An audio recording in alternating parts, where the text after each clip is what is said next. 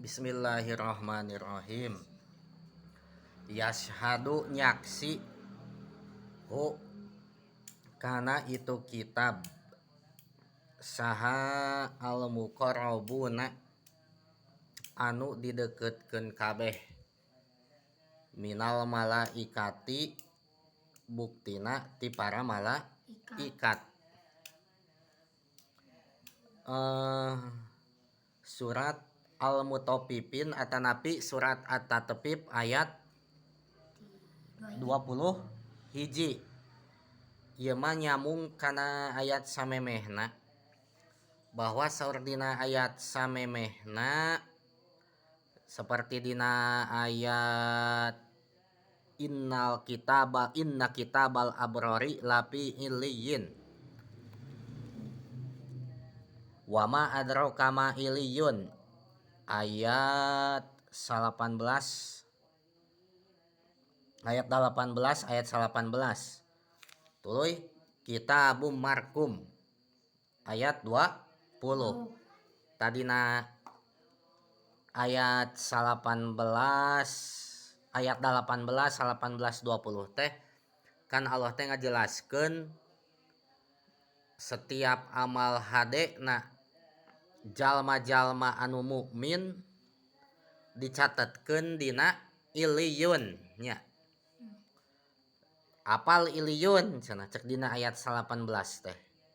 Terus dina ayat 20 dijelaskeun iliyun teh kitabum markum, kitab atanapi catatan anu ditulis atawa anu dicap aya capan.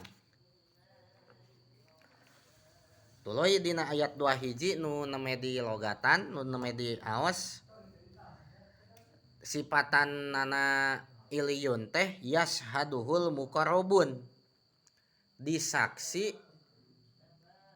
ku makhluk Allah al muqarrabun. Al muqarrabun teh artina teh anu dideketkeun di dieu teh makhluk Allah muqarrabun anu dideketkeun di dieu teh eusina teh adalah para malaikat. Janten para malaikat nyaksi kana catatan amal hadena jalmi-jalmi mukmin, kasaksi ku saha teh ku para malaikat. Bahkan yahdurunahu wa yahpadunahu cenah. Eta para malaikat teh menghadiri kana eta kitab iliyun anu eusina catatan amal hade mukminin jeung menjaga kana catatan amal hadena eta mukminin nyaeta dina iliyun teh. Jadi iliyun teh dihadiri, dijaga jeung disaksi ku para malaikat. Jadi para malaikat mah ku Allah teh disebut al muqarrabun, makhluk Allah anu dideketkeun.